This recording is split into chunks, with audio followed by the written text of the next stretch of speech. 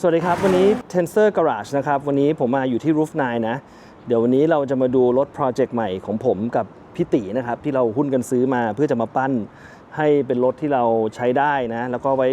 ออกทริปหรืออะไรต่ออะไรอย่างเงี้ยเดี๋ยวลองมาดูกันว่าเป็นรถอะไรครับ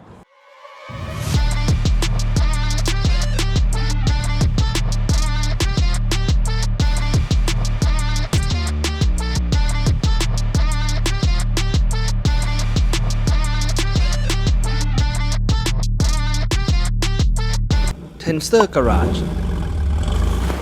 Powered by Tross Midas Window Film โปรเจกต์ของเรานะครับเราก็จะพยายามหาของที่เรามีอยู่แถวๆนี้ครับอันนี้เป็น KW V3 Club Sport ของชินนะครับที่เคยใส่996 C4S มาก่อนแต่ว่าไม่ได้ใช้ถอดออกแล้วเราก็จะมารีไซเคิลแล้วใส่รถเราของเก่าเป็นPAS 9 มั้งแต่ว่ามันหมดสภาพแล้วนะครับเพราะมันมากับรถเราก็เลยน่าจะได้ใส่ KW Club Sport ชุดนี้นะครับและอันนี้ก็คือเป็นล้อเทอร์โบนะครับจริงๆเป็นล้อเทอร์โบแต่ว่าก็คล้ายๆกับของ C4S เหมือนกันอันนี้เราซื้อจากในเมืองไทยนี่แหละนะครับหาตามพวกขายของล้อ second hand นะครับได้มาพอดีก็ถือว่าโชคดีมากเพราะนี่เป็นล้อแท้เลยนะครับเราดูจากสภาพรถตอนนี้ก็จะเห็นว่ามันเป็นรถโปรเจกต์จริงๆคือจะต้องบอกว่ารถคันนี้เจ้าของเก่าเนี่ยซึ่งเป็นเพื่อนๆเราเดินร้ายเราเนี่ยก่อนโควิดเนี่ยก็ได้ไปทะเลาะกับฟุตบาทมานะครับแล้วก็พอทะเลาะกับฟุตบาทมาก็เลยขึ้นไปเผชิญหน้ากับเบรียร์อีกนิดหน่อยนะฮะเพราะฉะนั้นเนี่ยช่วงหน้าเนี่ยก็จะมีการโดนมานิดนึงนะครับเพียงแต่ว่าข้อดีก็คือมันจะโดนมาเข้ามาประมาณแถวๆนี้ไฟนี่ยังเป็นไฟเดิมยังไม่แตกแต่ว่ากันชนหน้าแล้วก็พวกข้างล่างเนี่ยมันจะไปหมดนะครับทีนี้วิธีการซ่อมของเพื่อนผมเนี่ยซึ่งตอนเราซื้อมาเนี่ยเขาได้ประกอบขึ้นมาเป็นค่อนข้างจะเป็นรูปเป็นร่างแล้วแหละก็คือเดี๋ยวจะเปิดให้ดูว่าการซ่อมเนี่ยก็คือเขาใช้วิธีที่ผมว่าน่าจะดีที่สุดเลยนะก็คือวิธีการซื้อหัวตัดมานะครับแล้วก็ล้อตะเข็บ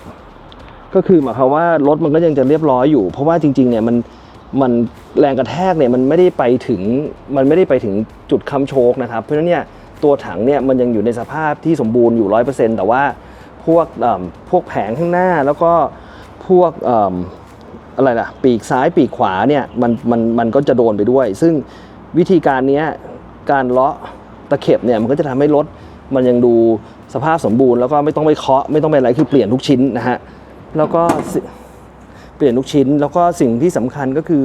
พวกแบรเก็ตที่อยู่ข้างในเนี่ยคือเนื่องจากมันขึ้นฟุตบาทเนี่ยพวกรังผึ้งรังแอร์หม้อน้ำอะไรที่อยู่ข้างหน้าเนี่ยมันไปหมดนะครับพอการซื้อหัวตัดมาซ่อมเนี่ยวิธีการก็คือถอดแบรเก็ตถอดทุกอย่างออกมานะครับมันก็เลยจะได้แบรเก็ตได้น็อตได้ทุกอย่างที่เป็นของเดิมหมดไม่ต้องไปค่อยๆซื้อทีละชิ้นซึ่งจะแพงกว่ามากนะครับก็ส่วนตัวดูกันแล้วเนี่ยก็ถือว่ารถเนี่ยสมบูรณ์แล้วนะฮะอยู่ในสภาพที่ทุกอย่างซ่อมมาเนี่ยมันโอเคหมดทุกอย่างอยู่ในจุดที่มันควรจะเป็นหมดนะฮะเราก็เลยคิดว่ามันโอเคมันน่าจะมาปั้นได้นะฮะรถโปรเจกต์แบบนี้ไม่ได้ง่ายอย่างที่คิดนะเพราะว่าอย่างคือเนื่องจากมันมีการเสยเข้าไปข้างหน้าเนี่ยมันทำให้แอร์แบ็กออกหมดกระจกหน้าเนี่ยตอนที่ถอดออกมาทำสีก็แตกนะครับอันนี้เราก็เลยต้องใส่กระจกใหม่ซึ่งกระจกเนี่ยเราใช้กระจกไทยเลยเพราะว่าเราต้องการที่จะให้รถเนี่ยมันวิ่งได้เร็วที่สุดเพราะว่าจะได้ทดสอบเรื่องของเครื่องเรื่องของระบบช่วงล่างอะไรต่างๆถ้าเกิดเราสั่งกระจกจากเมืองนอกเนี่ยมันใช้เวลานานมากกว่าจะมานะครับเป็นหลายเดือนซึ่งจริงคันนี้เราก็ค่อนข้างจะมันก็มีความใกล้เคียงแล้วนะเราก็เลยใช้กระจกไทยแล้วอีกหน่อยถ้าเกิดแบบอยากจะเปลี่ยนเป็นกระจกนอกเราก็สั่งมากระจกไทยมันก็ราคาก็10,000 กว่าบาทนะครับใช้ไปก่อนได้ซื้อเวลานะฮะทีนี้สิ่งที่เราเป้าหมายของรถคันนี้คือเราอยากให้รถเนี่ยออกมาเดิมที่สุดนะครับก็คือเราถึงไปซื้อล้อเทอร์โบเขาก็ใส่ตอนแรกเขาใส่ล้อแอดแวนซ์มาแต่เราก็เลยจะเปลี่ยนเป็นล้อเทอร์โบกลับไปเหมือนเดิมเดี๋ยวเราจะเปลี่ยนหางหลังเนี่ยกลับไปเหมือนเดิมนะครับคือตอนแรกดูแล้วตกใจมากเพราะว่าราคาหางหลัง C4S เนี่ยถ้ามาทั้งหางเนี่ยเป็นแสนเพราะว่า C4S หาง C4S เนี่ยมันเฉพาะรุ่น C4S ซึ่งถ้าเทียบกับรุ่นอื่นแล้วเนี่ยมันจะผลิตมาน้อยนะครับมันก็เลยจะแพงแต่ว่าโชคดีที่คันนี้ถึงจะเปลี่ยนหางมาเนี่ยแต่ตัวฝาเนี่ยมันจะเป็นฝาเดิมหมดนะครับแล้วก็ไอ้พวกอุปกรณ์ข้างในยังอยู่ครบเพราะฉะนั้นคือสิ่งที่เราต้องแค่คือเราหาตะแกรงมาแล้วเราถอดหางตัวนี้ดูใกล้ๆเนี่ยจะเห็นว่ามัน มันเป็นชิ้นเนี้ยมันประกบเข้าไปกับหางเดิมของรถนะครับเราก็ถอดตรงนี้ออกแล้วก็ซื้อตะแกรงมาใหม่เพราะว่าชุดยกของยกหางเนี่ยยังอยู่เหมือนเดิมนะครับตรงนี้ต้องถือว่าโชคดีมากๆนะฮะที่ไม่ต้องเสียตังค์เยอะตอนนี้เบรกเนี่ยก็คือต้องออกไปรีวิวเพราะว่ารถเนี่ยมันจอดอยู่นานมากเป็นชั่วโมงเป็นไม่ใช่จอดมันรถเนี่ยมันจอดอยู่นานมากเป็นปีเพราะว่าตอนที่ช่วงที่ทำเนี่ยมันติดโควิดนะครับเขาก็เลยทำอยู่นานมากก็เลยทำไมพี่นาที่ไปบอกว่าโปรเจกต์เขาขี้เกียจทำแล้วเราก็เลยรับต่อนะครับเพื่อนร่วมชะตากรรมผมมาแล้วงั้นเรามาเปิดตัวเลยดีกว่าว่าโปรเจกต์เราคือนี่ครับ996 C4S หลังจากสมัยหนุ่มๆตามตูดมานาน ใช่ตอนเราได้คันนี้คือรถในฝันจริงเพราะตอนที่มึงซื้อคันนี้มันใหม่ซึ่งเราไม่มีตังค์ซื้อเพราะมันโอ้โหตอนนั้น C4S ก็เกือบ10 ล้านกันนะใช่ป่ะประมาณนั้นน่ะแล้วก็แบบน้ำลายไหลอ่ะแม่งเจ๋งอ่ะเดี๋ยวก่อนที่จะเปิดเข้าไปเจาะโปรเจกต์อ่ะเรามาดูก่อนดีกว่าว่า C4S เนี่ยมันคืออะไรนี่ก็คือ C4S ของพี่ตีเคลื่อน4 ล้อแล้วก็เป็นสปอร์ตแพ็กเกจในยุคนั้นเนี่ย993กับ96ทำเหมือนกันใช่เพราะว่า993ก็คือกับเทอร์โบคือบอดี้เดียวกันหมดแล้วก็เบรกเบิกอะไรเหมือนกันหมดต่างกันคือเครื่องที่ชัดเจนแล้วที่สงสัยมากก็คือล้อลายเดียวกันใช่เขาเรียกว่าล้อเทอร์โบก็จะเป็นฮอโร่มันจะเบากว่าหน่อยคือฮอโร่ของมันเนี่ยนะเวลาเราไปจับเนี่ยคือตันมันจะฮอโร่ข้างในเหมือนเซตนี้เดี๋ยวเราไปเจาะให้ดูถ้าเป็น993 4S เนี่ยหรือ996 4S เนี่ยเขาจะเป็นร่องซอร่องนั้นแต่ลายทุกอย่างเหมือนกันอันนี้เป็นความแตกต่างในยุคนั้นวิธีคิดเขาไม่รู้มันเอาอะไรคิดเนาะแต่ว่า996ก็ราคาเพราะว่าบ้านเรามันคิดตามแรงเพราะว่าต้องบอกก่อนว่าถ้าเล่าย้อนกลับไปเนี่ยไอ้ C4S เนี่ยมันมาได้เนี่ยเพราะว่าเมื่อก่อนเนี่ยปอร์เช่มันทำ930เนี่ยเป็นรุ่นเดียวที่มีโป่งแล้วมันมีคนที่บอกว่าอยากได้โป่งอ่ะแต่กูไม่อยากได้เครื่องเทอร์โบมันขับยากมันแพงมันอะไรอย่างเงี้ยปอร์เช่มันก็เลยออกซูเปอร์สปอร์ตมาซึ่งก็คือเป็นออปชั่น wide body เหมือนเทอร์โบมีหางเหมือนเลยแต่ไม่ใช่เครื่องเทอร์โบอันนั้นเริ่มมาจากตรงนั้นแล้วพอมาเป็น993เนี่ยเพิ่งคือ964เนี่ยไม่ทำแต่ anniversary เป็น anniversary ที่ออกมาเป็นพิเศษมากใช่เป็นอะไร jubilee อะไรสักอย่างjubilee ใช่ซึ่งจริงๆตอนนี้มันรู้แล้วแหละว่าขายได้พอมันรู้แล้วว่าเอ้ยคนแม่งเอาเว้ยไม่เดี๋ยวก่อนแต่ปัจจุบันอ่ะมันกลับมาย้อนยุคใหม่นะมันเท่ากันหมดแล้วไม่เหมือนเมื่อก่อนยกเว้น IS ที่จะใหญ่กว่าปกตินอกนั้นเนี่ยตอนนี้เท่ากันหมดทุกรุ่นเลยซึ่งจริงๆเมื่อก่อนนี้เทอร์โบก็เท่ากันไหมเทอร์โบก็ใหญ่กว่านิดนึงแต่ว่ารุ่นธรรมดาที่ไม่ใช่เทอร์โบไม่ใช่ D3 เนี่ยมันใกล้กันหมดแล้วซึ่งมันเลยทำให้รู้สึกว่ารุ่น C4S เนี่ยเมื่อก่อนนี้มันพิเศษถูกป่ะเพราะว่ามันมีความต่างชัดเจนในเรื่องของบอดี้คือตัวแคบตัวกว้างเมื่อก่อนเนี่ยตูดอ้วนทีเนี้ยนี่คือในฝันแล้วเวลาเราออกทริปตอนยุคแรก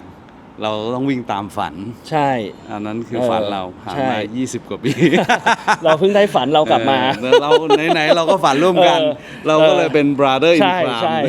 เราก็เลยหุ้นกันซื้อทำโปรเจกต์ขึ้นมาใช่ทีนี้ก็เลยพอ996 C4S เนี่ยมันก็คือความพิเศษมันก็เหมือน993 C4S คือเป็น wide body เป็นทุกอย่างเทอร์โบแต่ไม่ใช่เครื่องเทอร์โบแล้วก็ล้อก็แบบเดียวกันใช่ล้อแบ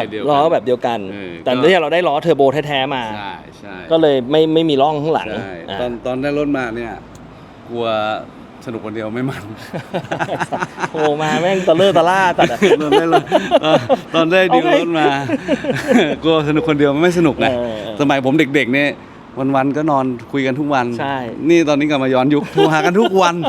เฮ้ยวันนี้ได้อะไรมาบ้างเดี๋ยวนี้นะแม่งไม่รับโทรศัพท์ทีเดียวแม่งด่ากูด้วย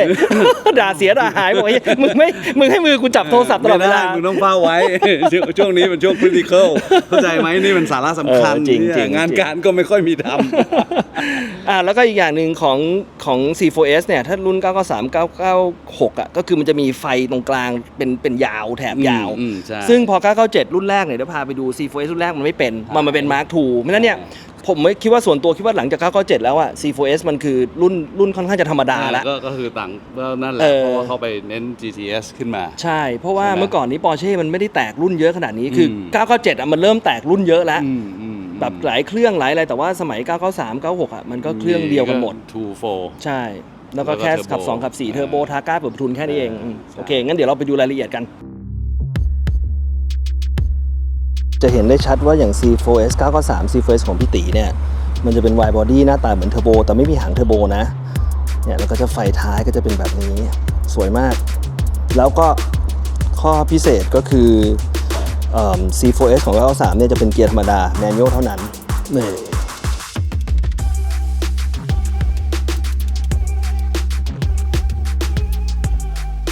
นี่ก็เป็น 997 C4S Mark 1 นะครับก็จะเห็นว่ามันจะไม่มีไฟที่ต่อกันยาววันนี้มี C4S หลายคันด้วยมันก็สวยดีนะเปิดประทุนลิฟต์คลิปเหมือนกัน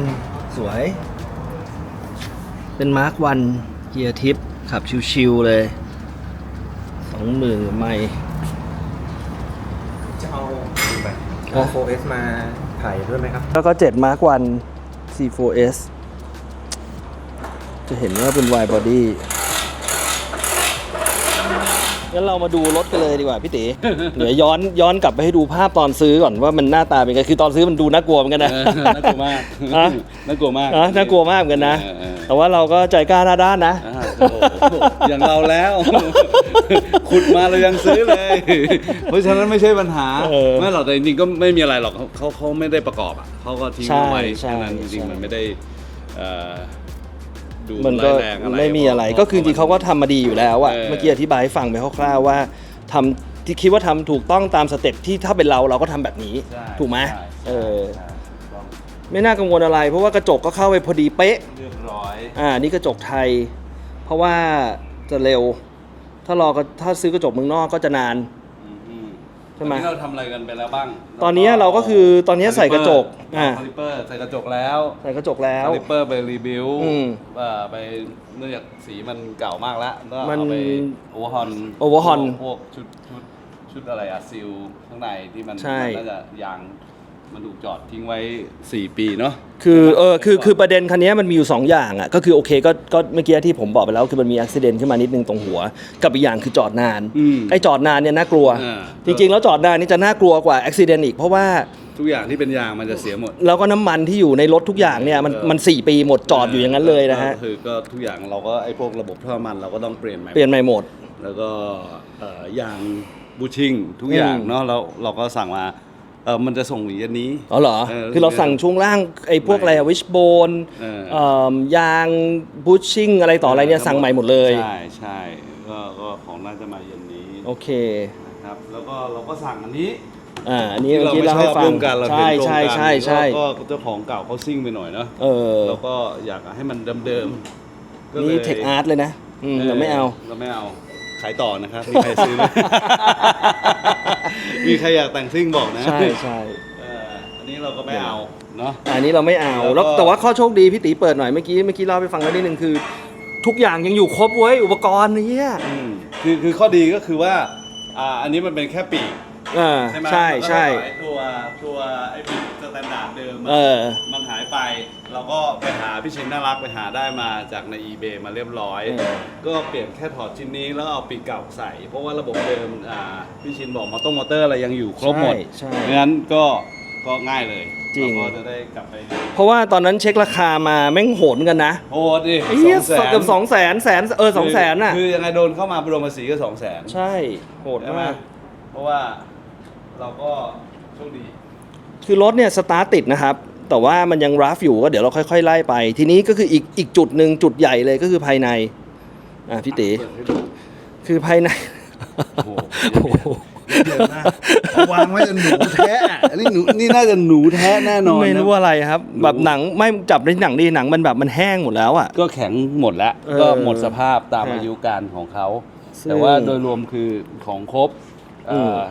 คันนี้เนี่ยตอนซื้อเนี่ยเป็น full option ใช่อันนี้เป็น full carbon package นะแบบคาร์บอนแบบทุกชิ้นเลยอันนี้ของแท้จากโรงงานอันนี้ตอนใหม่ๆนี่แม่งโหเกือบล้านอ่ะติ๊กแพงแต่ว่าเดี๋ยวก่อนที่นึงที่สำคัญที่สุดที่เราตัดสินใจเอาคันนี้เพราะว่ามันคือตุง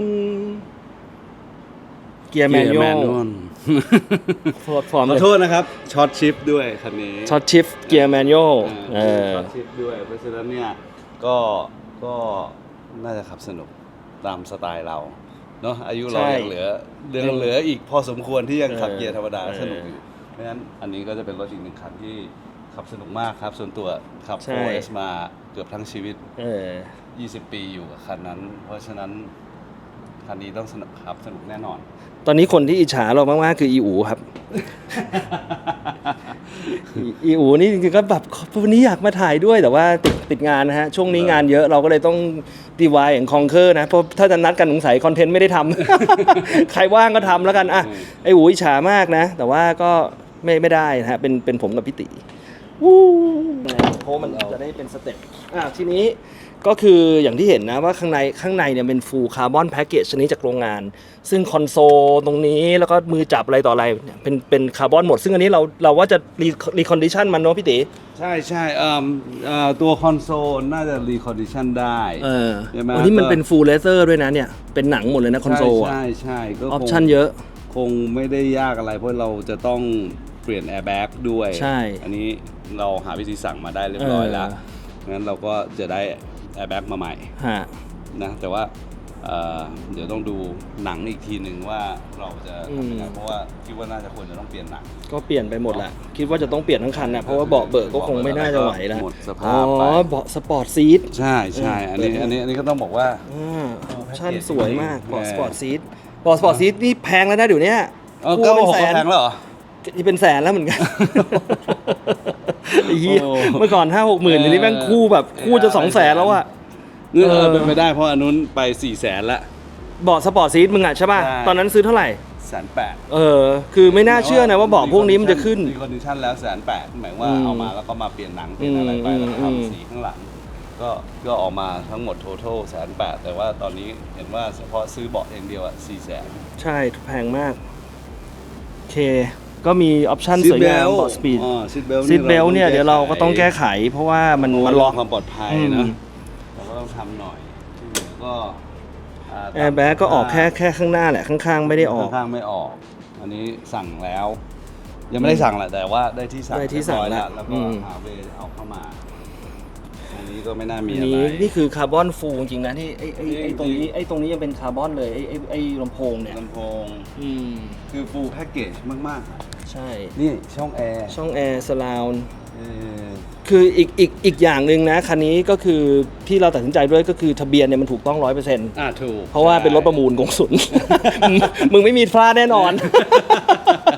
เราปลอดภัยแน่นอนคือถ้าเป็นรถแบบพวกอะไรนะแบบจดประกอบหรืออะไรเงี้ยมันก็ยังแต่ว่าอันนี้ 100% แน่นอน 100% แน่นอนนั้นก็ไม่น่าห่วงอะไรใช่อันนี้ก็คือถ้าดูจากสภาพก็ทำความสะอาดประมาณนึงแล้วก็จะเห็นความเรียบร้อยว่าแบล็กเก็ตอะไรเนี่ยมันเดิมหมดไม่มีการเขาเรียกอะไรมั่วคือถ้าเราดูรายละเอียดแบล็กเก็ตอะไรมันเดิมเป๊ะทุกอย่างแบบพวกพัดลมอะไรเนี่ยนะครับมันของเดิมเลยยังมีเบอร์ติดอยู่ทุกจุดเราก็เลยแบบเฮ้ยโอเคมันเรียบร้อยมากแล้วก็อย่างที่2คือช่วงล่างไงนะพี่ติอันนี้มันหมดสภาพแล้วอันนี้คือ PSS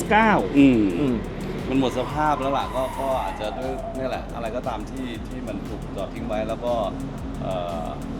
น่าจะนานแล้วเพราะว่าเขาซื้อมาก็ตามนี้เลยเขาไม่ได้ทำรู้สึกแล้วเราก็โชคดีเนาะไหนเราก็ปล้นเจ้าสำนักมาบ้างบางส่วนแล้วก็จะเจ้าสำนักก็ใจดีนี่ KW V3 ได้ KW มาเพราะฉะนั้นเราก็เลยได้ KW มาใส่แทนนะครับส่วนสเตจต่อไปล้อด้วยความที่เราอยากให้รถกลับไปเหมือนเดิมล้อที่มันซิ่งไปหน่อยใช่ไม่ใช่มันเป็นแอดแวนอะไรก็ไม่รู้เราไม่ค่อยชอบเราก็เลยไปตามหาโชคดีไปได้ล้อเทอร์โบมา1ชุดเป็นสภาพเดิมๆนะก็ตรงรุ่นเหมือนว่าหน้าตาก็จะใกล้เคียงกันมากๆกับ C4S จริงๆถ้าคนไม่ได้เป็นเจ้าของรถมันน่าจะมองไม่ออกเห็นว่ามีจุดต่างไหมมันมีความคมมีความคมของตรงก้านนิดนึงแต่ก็แทบจะดูไม่ออกอ่ะแต่ว่าเราก็ได้เหมือนเราก็เป็นอัปเกรดป่ะเพราะว่าล้อเทอร์โบมันเบากว่าใช่มันก็เบาใช่ไหมเราก็เหมือนอัปเกรดไปเลยล้อเทอร์โบเบากว่าราคาก็คงไม่หนีกันมากอยู่แล้วก็เลยอันไหนลองยกขึ้นมาสิยกไหวไหมเนี่ยโอ้โหเหี้ยเบามากเฮ้ยเบาอย่างนี้เลยเหรอเพราะมึงปกติมึงไม่ได้แข็งแรงขนาดนี้เนี่ย ไอ้เหี้ยดูมึงอย่างกับเฮอร์คิวลิสไอ้เหี้ยยกล้อเมื่อกี้ฮะ เอาด้วยความเป็นล้อเทอร์โบ โอ้ย เบาหวิว ใช่ ก็ ถือว่าเป็นโชคดี โชคดีไป ฮะ นะก็เท่ากับโดยรวมแล้วเราก็น่าจะได้ของมาใกล้ๆจะครบละ ใช่ อันนี้ก็ขาดพวกรายละเอียดดีเทลนิดๆหน่อยๆแล้วก็หลังจากได้ประกอบประเกิดอะไรแล้ว ก็ค่อยไปดูที่เครื่องกันอีกทีหนึ่ง โอ เนาะ เคเครื่องอ่ะอย่างที่บอกไปแล้วว่าเครื่องสตาร์ทติดแต่คิดว่าจะต้องมานั่งไล่ระบบใหม่เพราะว่ามันจอดนานแล้วก็น้ำมันเนี่ย4 ปีอ่ะก็ยังไม่ได้ไล่ฮะเดี๋ยวคือตอนนี้แผนก็คือประกอบทุกอย่างเข้าไปให้ได้หมดก่อนเปลี่ยนช่วงล่างแล้วลองขับดูลองสตาร์ทเครื่องแล้วก็ โดยหลักการง่ายๆรถเวลาเก่าๆหรือเราซื้อรถใหม่มาของเหลวทุกอย่างควร เปลี่ยนก่อน ขายให้หมด ครับอันนี้ผมจำ ไม่ว่าจะเป็นอะไรนะน้ำมันเครื่องน้ำมันเกียร์น้ำมันเบรกน้ำมันคลัตช์ถ่ายทิ้งซะ จำขึ้นใจแล้วครับน้ำมันเกียร์เนี่ยครับ อออย่างโง่เหมือนใครบางคนงกชิปเช็ดไม่เข้าเรื่อง ไม่มัวแต่ซื้อของแต่งรถกับชิ้นนั่นแหละไม่ได้นึกถึงเมนเทนเนนเลยอุ้ยเดี๋ยวเราต้องรีบทำให้ทันดาเซเว่นนะสั่งของอยู่ที่ไม่ได้เซอร์วิสรถ เนาะ ฮะ ก็สุดท้ายก็พัง พังอันนี้ก็คือเซอร์วิสทุกอย่าง โอเค เปลี่ยนน้ำมันเบรกน้ำมันเครื่องน้ำมันเกียร์น้ำมันในหม้อน้ำแล้วก็น้ำมันรถด้วย ใช่ ฮะ ใช่ แล้วก็ ทำใหม่หมดเนะ คือรถ ะไที่ สตาร์ทติดเลยใช่ อะไร ขยับ ที่เป็น ได้ ของเหลว อืม อะก็ควรขายทิ้ง ใช่รถสตาร์ทติดขับได้ แต่ว่าเครื่องยัง idle rough แล้วก็เครื่อง idle rough นิดนึงแล้วก็ยังมี fault เยอะ ไฟหน้านี่กิฟเลยนะ โมไฟหน้านี่ สวยมาก คือก็รถคันนี้เขามีชนมารู้สึกจะไฟหน้าฝั่งเนี้ยเขาแตก แล้วก็เขาก็เลยต้องไปหาแล้วโชคดีเขาอันนี้เป็นไฟหน้าเทอร์โบนะครับ เอาอีกแล้วเหรอ เอออีก ออปชั่นอีกแล้วเหรอ คือเขาก็ไปหามากันชนนี่ก็กันชนเทอร์โบ กันชนโดเบอร์แท้จริงมันคล้ายๆกันแหละ คือเจ้าของที่เขาไปขอซื้อมาเขาก็มีพอดีเลย อืม กันชนแล้วก็ ไฟหน้าพอดี พอดีเราก็เลยโชคดีไป ได้ไฟหน้าใหม่กริบเลย ฮะ งั้นก็ถือว่าสมบูรณ์ โอเค งั้นคือรถจริงๆรถเก่าอ่ะดูเก่าไม่เก่าอยู่ที่ไฟหน้า มีไฟหน้าถ้าไฟสะอาด ส่วนใหญ่เราทำสีสมมติเราขัดสีเราอะไรมันก็จะดูใหม่หมด แต่ถ้าดูไฟอ่ะ มันพอถึงเวลามันจะไม่ใหม่ไปด้วยมันไม่สวย ใช่เดี๋ยวเราคุยกับชินดีกว่าว่าแพลนมันมีอะไรบ้างเพราะว่ามันต้องมีสเต็ปนะการทำรถเพื่อจะได้ไม่ซ้ำซ้อน โอเค นี่รถคู่เขยของเองนะครับกลิ่นน้ำมันแต่ว่าตอนนี้ดีขึ้นแล้วอยู่ข้างในสวยมากปาปิต้าฮาวทูสอ๋อนี่ล้อนี่เราได้จากเชียงใหม่เหรอลองยกดิลองยกชินหน่อยลองยกดิดูที่ว่าระหว่างชินกับตีคนไหนดูแข็งแรงกว่ากันโอ้โห เบาจริง ไอตียกมือเดียวเลยเมื่อกี้ตกใจเลยสัตว์มึงเฮอร์คิวลิสหรือล้อมันเบา เบา ใช่ นะวันนี้ผมก็นอกเรื่อง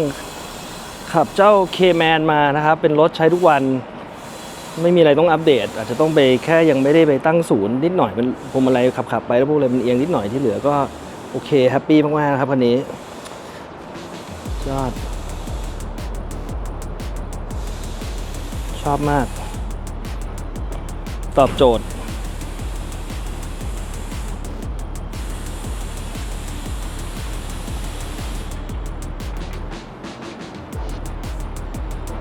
ฟิลขับสปอร์ตนะครั โอ้โห ไม่ใช่ B3 นะ มันต่างกันยังไงครับ พอรู้ไหม จริงๆแล้วมันก็คือสเปคมันก็จะแบบสำหรับแทร็กมากกว่า มันจะสปริงมันจะแข็งกว่า โอเค แล้วก็ แต่อย่างนี้เราถ้าเกิดมันแข็งไปเราไปเปลี่ยนสปริงทีหลังก็ได้จะได้อะ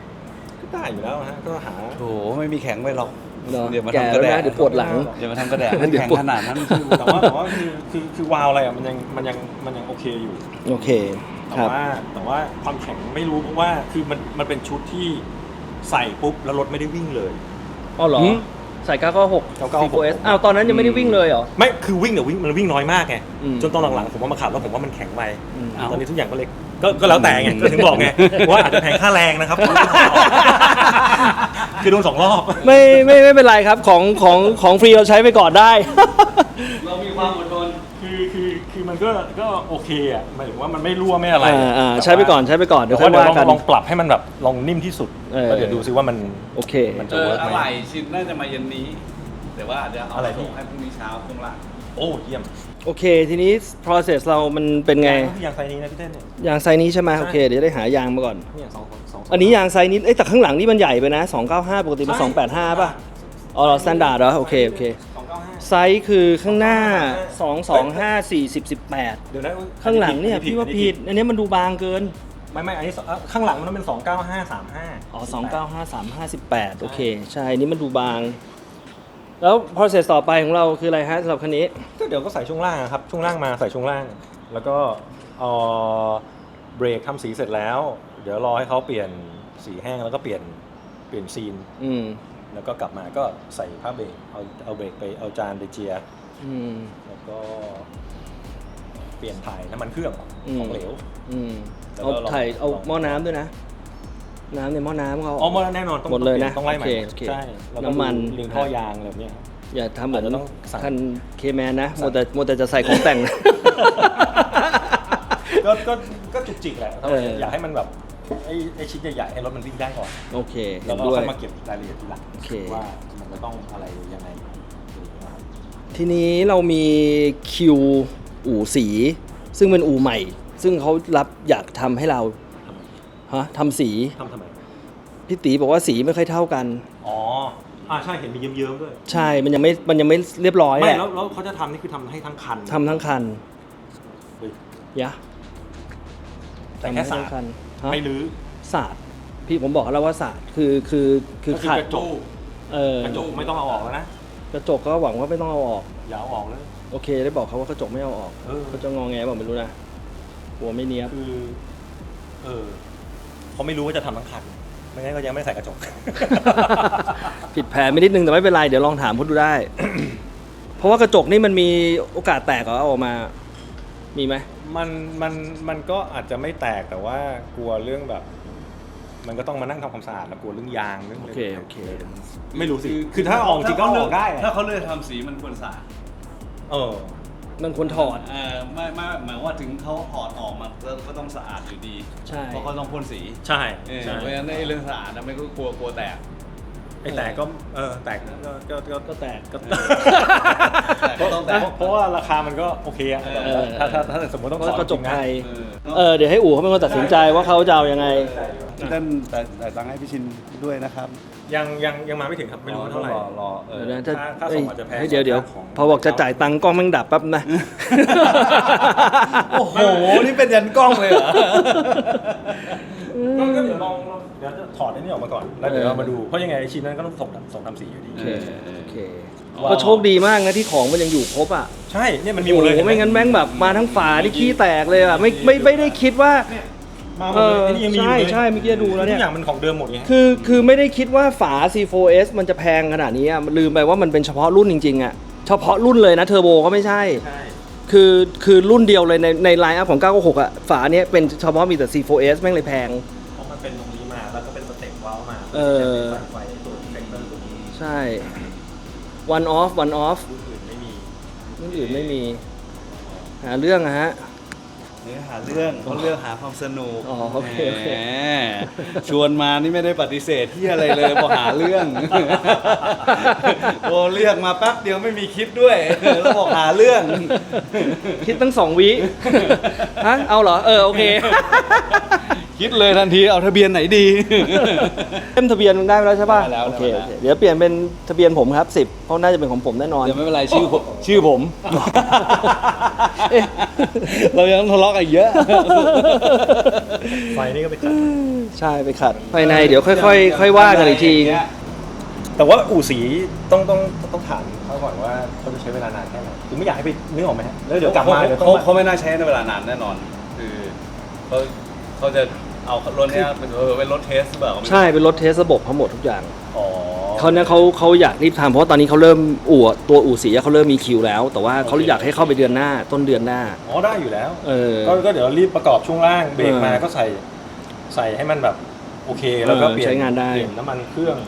อะไรพวกนี้เป็นของเหลวเสร็จแล้วก็ส่งมาทำสีก่อนเสร็จแล้วพวกจุกจิกอย่างพวกแบบระบบแอร์ระบบอะไรเงี้ยเดี๋ยวค่อยมาเก็บอีกทีนึงใช่โอเคเขาก็เชื่อว่าระบบแอร์ก็น่าจะต้องไล่ใหม่หมดมันยังไม่มีไม่ออกว่ามันจะที่เหลือนั่นโซฟาหมายว่าตอนนี้เราก็ได้อาทิตย์วีคแรกพวกจุกจิกอันนี้แน่เสร็จไหมวีคแรกเดือนหน้าหรือ2 วีคน่าจะประมาณนั้นนะฮะเพราะจริงเขาอยากได้เข้าต้นเดือนใช่ไหมยางหุ้มเพลานี่มาหมดไม่ใช่เหรอในชุดในชุดช่วงล่างเดี๋ยวต้องดูนี่เห็นไหมใช่เห็นแล้ว เลยต้องอยากรู้ว่าไอ้ที่มามีอะไรบ้างถ้าไม่อย่างนั้นแต่พวกเนี้ยจริงๆแล้วถ้าสั่งถ้าไม่มีมาพวกนี้ของมาใช่ไหมครับ ใช่ ถ้าไม่มีมาจริงๆแล้วสั่งก็ไม่น่านาน ไม่มีอะไรนี่ของสแตนดาร์ดอยู่แล้วหมายความว่ามันขาดบ่อยอยู่แล้ว ใช่ก็สั่งถ้าเกิดว่ายิ่งส่งมาจากอังกฤษแป๊บเดียวเอง2 วัน 3 วัน โอเคตอนนี้มันได้กันโครงมาแล้วตอนแรกกันโครงมันหายไปตอนนี้เขาเจอแล้วโอเค เดี๋ยวเนี่ยต้องเก็บของเนี่ยเดี๋ยววันนี้ว่าจะโทรตามหน่อย โอเค ดูก่อน แต่ข้างล่างมันก็ดูเรียบร้อยดีนะ ก็โอเคฮะก็ไม่ได้มีอะไร แต่ว่าคราวนี้เราก็จะต้องมาดูอีกทีตอนรถวิ่งว่ามันแบบ มันโอเคไหม ว่ามันสั่นมีอะไรแบบผิดปกติหรือเปล่าอย่างเงี้ยครับ โอเคลุ้นกันอีกรอบแต่ว่าน่าจะดูโอเคแหละพี่ว่าสำหรับพี่นะพอกระจกมันเข้าได้พอดีไม่มีปัญหาก็น่าจะโอเคแล้วครับไม่บิดไม่อะไรอ๋อที่ซุ้มล้อที่มึงถามนี่คือซุ้มล้อหรือว่ากาบข้างพี่ติกาบข้างยาวๆกาบข้างแล้วจริงๆแล้วซุ้มล้อนี่ก็ต้องการด้วย เพราะว่ามันก็สำคัญซุ้มล้อใช่เพราะว่ามันกันไว้กันน้ำกันโคลนมันไม่เรียบร้อยไงฮะถ้ามันไม่มีโอเคส่งให้วัดด้วยส่งหน่อยซุ้มล้อหน้าซ้ายขวาโอเคมันก็ประมาณนี้แหละครับมันก็ยังมีอะไรจุกจิกอะไรพอสมควรแหละกว่ามันจะจบได้ก็ไม่ธรรมดาเพราะว่ารถมันเคยเอาออกมาเป็นชิ้นแล้วประกอบกับเข้าไปนะฮะบางอย่างมันก็จะหายไปบ้างหรือไม่มีหรือเสียหายไปตอนนั้นบ้างอะไรเงี้ยก็ขอบคุณที่ติดตามนะครับแล้วเดี๋ยวยังไงก็จะคอยอัปเดตอยู่เรื่อยๆนะโปรเจกต์นี้ก็หวังว่าเรากะไว้ว่าสักไม่รู้สิ4-5 เดือนนะน่าจะจบได้นะครับเพราะว่าอะไรส่วนใหญ่ไม่น่าจะหายากอะไรเพราะว่าของหายากๆมันมีอยู่แล้วก็มีกาบข้างมีแผงกันล้ออะไรนิดนึงที่ยังไม่มีที่เหลือนี่คือมันอยู่กับตัวรถหมดแล้วแล้วก็ที่ยังจะซื้อมาใส่ก็ซื้อมาได้หมดแล้วนะครับไม่ว่าจะเป็นล้อหรือว่าแผงข้างหลังที่ยกขึ้นมาอะไรเงี้ยโอเคครับขอบคุณที่ติดตามนะครับสวัสดีครับไม่ซ่อนทำไมไม่ซ่อนเลย ฮะไปแล้วไอ้แปะอะไรไปแล้วเสร็จแล้วอ๋อสวัสดีครับ มาคอยดูผลงานต่อไปเนาะครับก็ประมาณเรากะว่า 4-5 เดือนโฮมฟูลี่ หวังว่าเดี๋ยวจะคอยอัปเดตหวังว่าอะไรนะทันงานดัสซัฟเฟนเหรอทันดัสซัฟเฟนน่าจะทันแหละทันอยู่แล้วโอเคแล้วเดี๋ยวมีอัปเดตเรื่อยๆครับผมครับ